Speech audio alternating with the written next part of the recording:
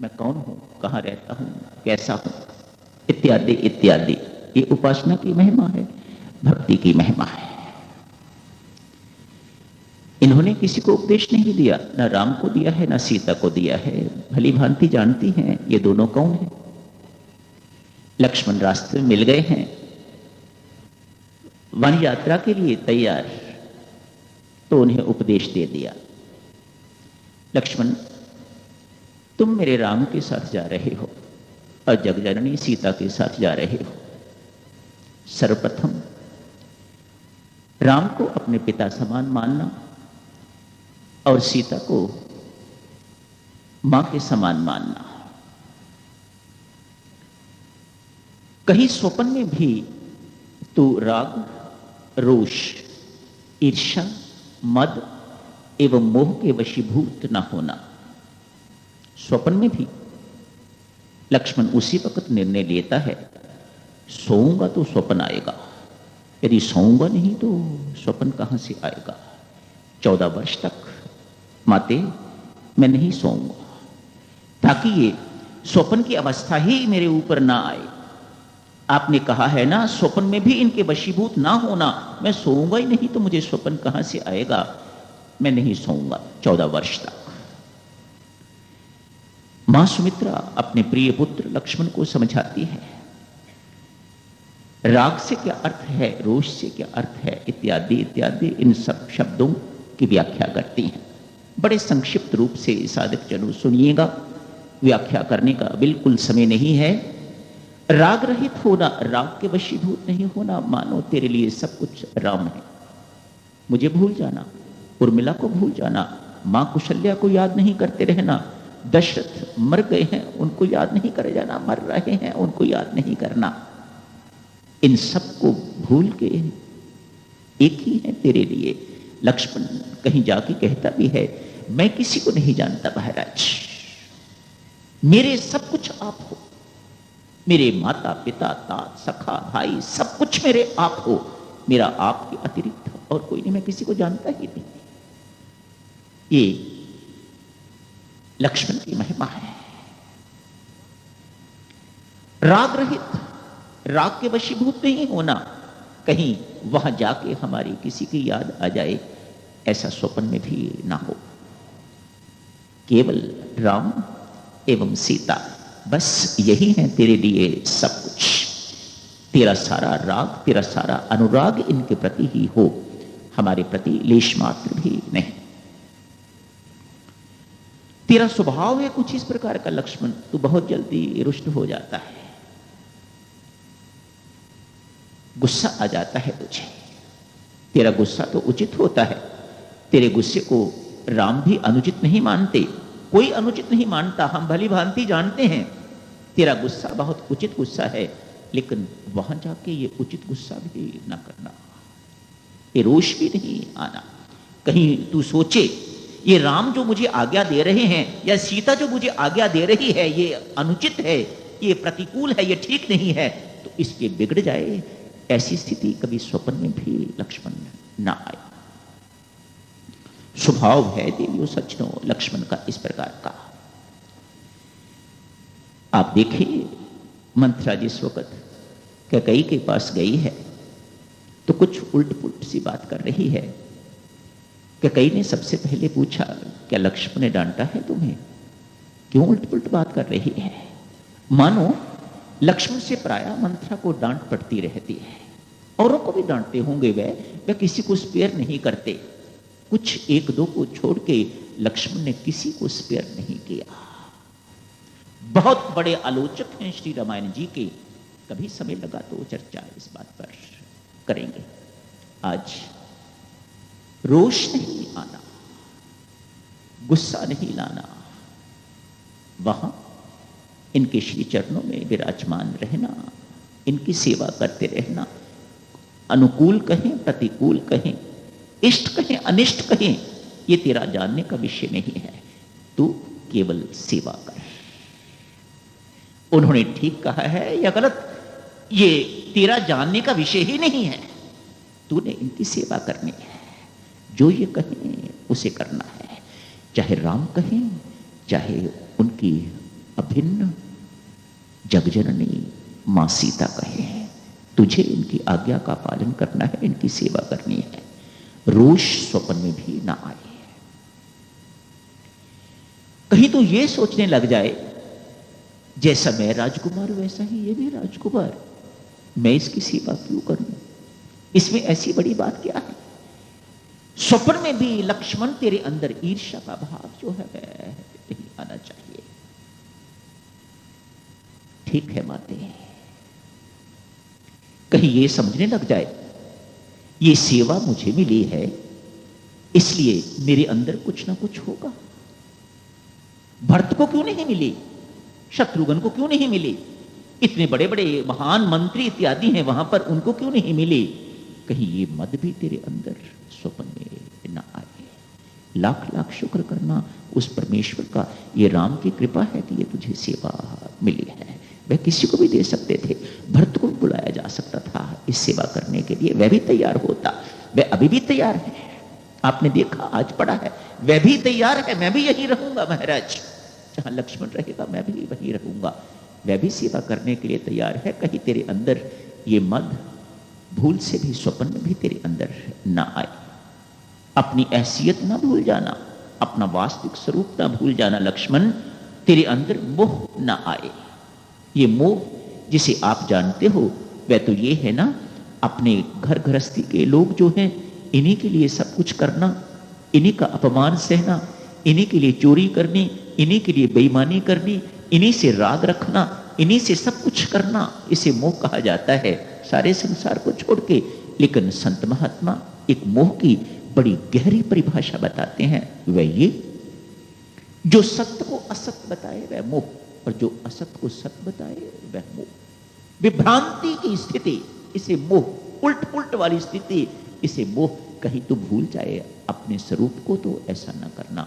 अपनी हैसियत को लक्ष्मण नहीं भूलना। क्या है तेरी हैसियत, तू एक नौकर है और वह तेरे स्वामी है। इस प्रकार से बेटा, इस प्रकार से मेरे राम और सीता की सेवा करना कि उन्हें कभी भूल से भी अयोध्या की याद ना आए। जहां रहे वहीं अयोध्या स्थापित कर देना, उन्हें कहीं भूल से भी हमारी याद ना आए या अयोध्या की याद ना आए। हर वक्त मीठा बोलना, मुस्कुराते रहना, कभी सेवा करते हुए उल्टा नहीं। मानो मां सुमित्रा ये हमें बोध दे रही हैं लक्ष्मण के माध्यम से कि एक सेवक को, एक परमात्मा के नौकर को किस प्रकार का होना चाहिए। आइए भक्तजनों थोड़ा और आगे बढ़ते हैं। अब ये तो मां सुमित्रा उपासना द्वारा दी गई शिक्षा थी लक्ष्मण को, आशीर्वाद लेके चले गए। आज भरत जी लौट आए, ननिहाल गए हुए थे, लौट आए। उनकी साधना आरंभ होती है, उनकी साधना का शुभ आरंभ तो हो गया। जब व्यक्ति को विरोध आने लग जाए, डांट डपट पड़ने लग जाए, तो समझना चाहिए कि साधना का शुभ आरंभ जो है वह हो गया है। कौशल्या से डांट पड़ी, उसके बाद मां की गोद मिली, मानो मां ने आशीर्वाद दे दिए, ज्ञान ने आशीर्वाद दे दिए, और क्या चाहिए। भरत जी महाराज ज्ञानी हैं, कर्मयोगी भी हैं, लेकिन उन्होंने साधना का मार्ग न ज्ञान ही चुना है न कर्मयोग ही चुना है, तो फिर क्या चुना है। आइए देखते हैं। साधना का शुभ आरंभ तो कौशल्या की डांट से ही आरंभ हो गया। बेचारा रो रहा है, बिलख रहा है, अनेक सारी ज्ञान की बातें कही हैं। मैं भागीदार नहीं हूं, मैं कभी नहीं चाहता, मैं नहीं चाहूंगा कभी कि मुझे ये राज्य मिले। मेरा इसमें कोई भाग नहीं है, कोई हिस्सा नहीं है, मेरा इसमें किसी प्रकार का कोई हस्तक्षेप नहीं है, मेरी ये योजना नहीं है।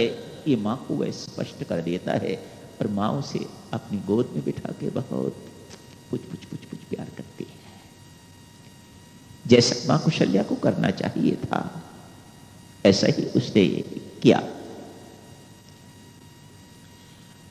अंत अंत्येष्टि हो गई है। भरत जी महाराज अपना निर्णय सबको सुना देते हैं।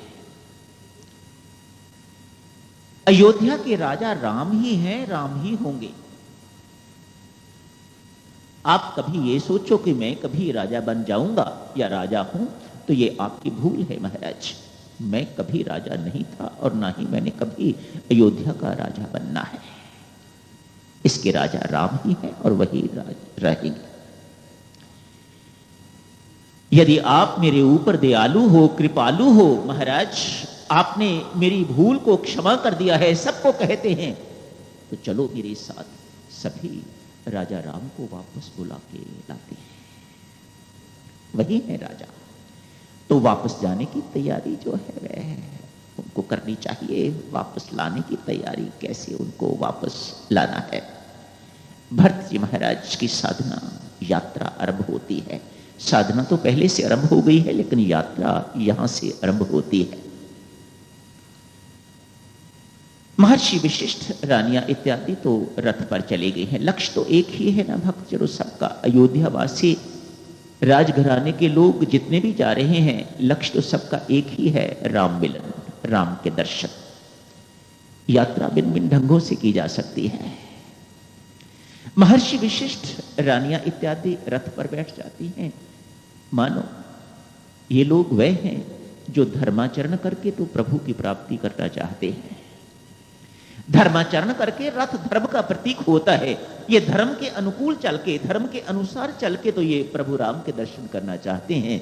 इनको रथ पे बिठा दिया जाता है। कुछ लोग घोड़ों पर सवार हो जाते हैं। घोड़े तो बड़े मुंह जोर होते हैं।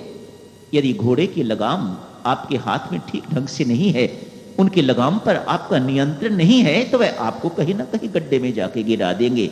मानो ये योग के साधक हैं जो घोड़ों पर सवार होके चले हैं। कुछ लोग हाथी पर भी बैठ गए हैं। जो ज्ञान मार्गी हैं वह हाथी पर, हाथी ज्ञान का प्रतीक है, वह हाथी पर बैठ के भी चल पड़े हैं। भरत जी महाराज इन तीनों साधनों में से किसी को नहीं अपनाते। मेरे पास कोई साधन नहीं है। वाल्मीकि रामायण में तो वर्णन आया कि वे रथ पर बैठे हैं, रथ पर गए हैं। वे रामचरितमानस में भी इस प्रकार का वर्णन आता है। पर कब बैठते हैं? जब मां कुशल्या कहती है, भरत यदि तू रथ पर नहीं बैठेगा तो ये इतने सारे लोग जो साथ जा रहे हैं इनको भी पैदल चलना पड़ेगा, और इसमें बुजुर्ग भी हैं, महिलाएं भी हैं। ये इतना रास्ता पैदल कैसे चलेंगी? मेहरबानी करके मेरी आज्ञा का पालन कर, रथ पर बैठ जा। मां को प्रसन्न करने के लिए, उनकी आज्ञा का पालन करने के लिए भरत रथ में बैठ जाते हैं। मन नहीं है। जिस लंबी दूरी को मेरे राम ने पांव से तय किया है, मेरा फर्ज बनता है कि मैं उसे मस्तक द्वारा तय करूं। पांव द्वारा नहीं, रथ द्वारा नहीं, या किसी और साधन द्वारा नहीं। इन तीनों को नहीं अपनाया। साधन होते हुए भी साधन को नहीं अपनाया। एक निस्साधनता की स्थिति उसके अंदर आ गई है, जिसे शरणागति कहते हैं, जिसे समर्पण कहते हैं। भरत जी महाराज ने इस मार्ग को अपनाया है। शरणागति का मार्ग अपनाया है, समर्पण का मार्ग अपनाया है। एक विधवा कहे कि मैं अब ब्रह्मचारिणी बन गई हूं, तो ये ब्रह्मचारिणी का व्रत नहीं है, तो विधवा हो गई है, उसके पास भोग सामग्री रही नहीं है। साधन होते हुए भी यदि कोई निस्साधन हो जाता है, ग्रस्त होते हुए भी यदि कोई ब्रह्मचर्य का पालन करता है, तो बहादुरी है। ऐसा नहीं है। भरत जी महाराज के पास साधन नहीं है, सब साधन हैं, लेकिन उनकी मान्यता है मेरे पास कोई साधन नहीं है। ना मेरे पास शिक्षा है, ना मेरे पास दीक्षा है, ना मेरे पास भक्ति है, ना मेरे पास ये है, ना मेरे पास प्रेम है, मेरे पास कुछ नहीं है। मैं घोड़े पर नहीं बैठूंगा, मैं रथ पर नहीं बैठूंगा, मैं हाथी पर नहीं बैठूंगा। मेरे पास कोई साधन नहीं है, मेरे पास कोई पूंजी नहीं है, मेरे पास कोई धन नहीं है, मेरे पास कोई गुण नहीं है, मैं दुर्गुणों की खान हूं, मेरे कारण ही तो सारा अनर्थ हुआ है।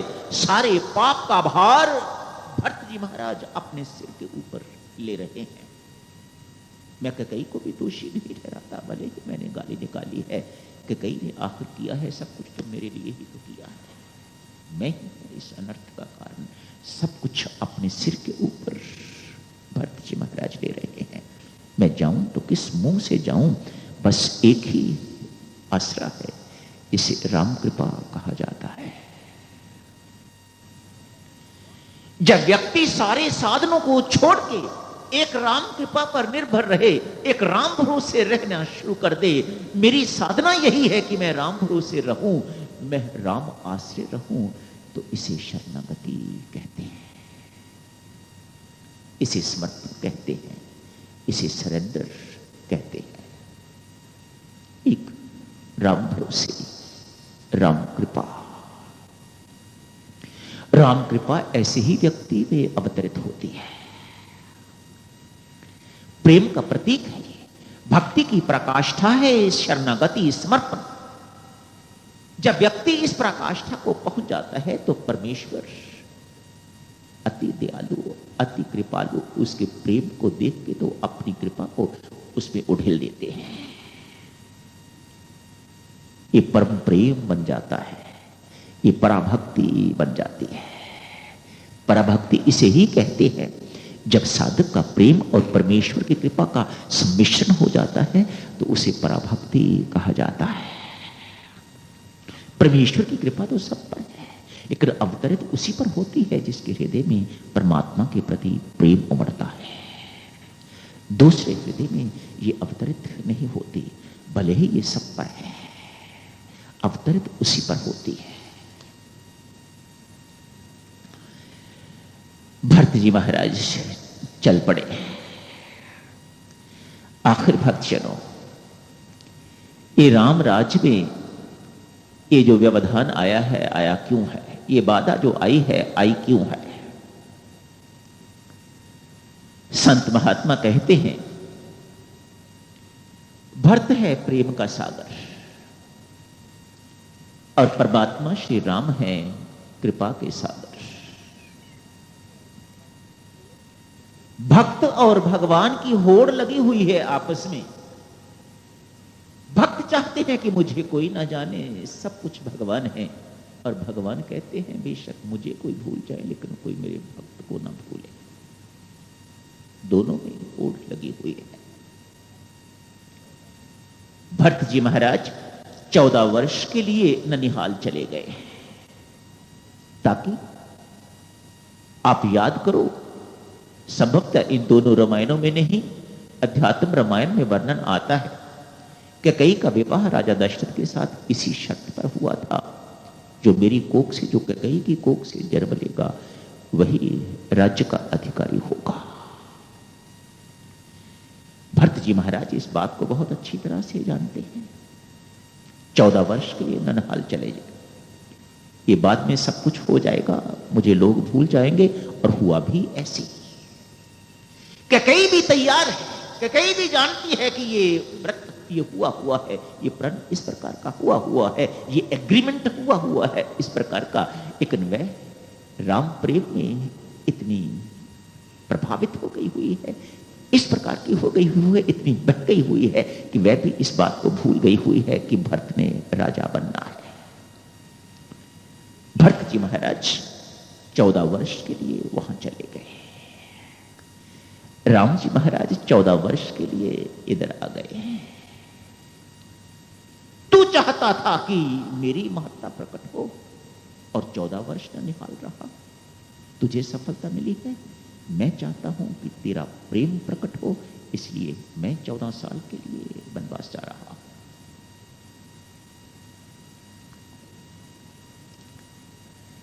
प्रेम का सागर एवं कृपा का सागर चित्रकूट में मिलने जा रहे हैं। दोनों वहां मिलेंगे जाके। चित्रकूट पहुंचते ही इससे पहले भरद्वाज ऋषि का आश्रम आता है। निषाद से होते हुए भरद्वाज ऋषि के आश्रम में जाते हैं। भरत जी महाराज महर्षि भरद्वाज के चरणों पर अपना शीश नवा देते और रखे रखते। शर्मिंदगी है बड़ी भारी, बड़ा भारी संकोच है, अपना सिर उठाते नहीं। भरद्वाज मुझे अवश्य पूछेंगे, क्या तू ही वह भरत है जिसके कारण ये सारा अनर्थ हुआ है? क्या तू ही उसको माता कैकेयी का पुत्र है? संकोचवश अपना सिर जो है, अपना मस्तक उनके श्री चरणों से उठा नहीं रहे। अरे मैं जानता हूं, मैंने सब कुछ सुन लिया है, और संकोच में डूब जाते हैं। मानो ये मुझे बिना पूछे ही इन्हें पता लग गया हुआ है कि वही मैं हूं जिसके कारण ये अनर्थ हुआ है। अपना मस्तक और निभाए रखते हैं, उठाते नहीं। अरे भट्ट, तू अपराधी नहीं, मस्तक उठाया है। अपराधी तो कैकेयी है। अरे वास्तव में तत्व दृष्टि से देख, तू तो बड़ा ज्ञानी है, ध्यानी है, समझदार है। धर्म के सार मर्म को तू समझता है। वास्तव में दोष कैकेयी का भी नहीं है। तो महाराज, महर्षि भरद्वाज कहते हैं, दोष तो उस सरस्वती माता का है जो कैकेयी की जुबान पर बैठ गई और जिसने ये सब कुछ करवाया। भरत जी महाराज बड़े चकित। महर्षि, सरस्वती माता का नाम लेते बुद्धि विमल हो जाती है, और आप कहते हैं माता सरस्वती के कारण कैकेयी की बुद्धि जो है भ्रष्ट हो गई। आगे जाके जब भट्ट जी महाराज चलते हैं उनको ले जाने के लिए, देवता लोग एक बार फिर मां सरस्वती के पास जाते हैं और जाके हाथ जोड़ के विनती करते हैं, माते जैसा काम पहले किया था वैसा ही आपको अब भी करने की आवश्यकता है। कहीं मां ये भरत राम को लाने में सफल हो गया तो हमारे सब किए किराए पर पानी फिर जाएगा। मां सरस्वती के पास देवता लोग फिर गए हैं एक बार और जाके ये प्रार्थना करी है, जिस प्रकार से ये आपने अभी तक किया है, मेहरबानी करके अब ये एक और कारनामा करो। एक किसी भी ढंग से भरत को सफलता नहीं मिलनी चाहिए कि वह राम को वापस ले आए। जानते हो देवियों सज्जनों, मां सरस्वती ने क्या कहा है? वह कहती हैं कि आप सोचते हो मैंने आपकी बात सुन के तो कैकेयी की जुबान पर विराजमान हो गई थी। आपके कहने पर वह जाके वहां बैठ गई थी? नहीं। अरे कठपुतली जो है वह नाचती है तो वह दर्शकों के इशारों पर नहीं नाचती, उनके कहनों के अनुसार नहीं नाचती। वह नाचती है जिसके हाथ में उसकी डोरी है। मेरी डोरी किसके हाथ में है? तब कुछ कीन राम रुख जाए। जब मैंने राम के रुख को देखा, जब मुझे राम ने, जो मेरे कर्णधार हैं, जो मेरे सूत्रधार हैं, जिस वक्त उन्होंने मुझे इशारा दिया, उनका रुख मैंने पहचान के तब मैंने कैकेयी की जुबान पर अपने आप को निवासित किया। अब भी मैं आपके कहने के अनुसार नहीं करूंगी। अब भी मुझे मेरे मालिक जब इशारा करेंगे तो ही मैं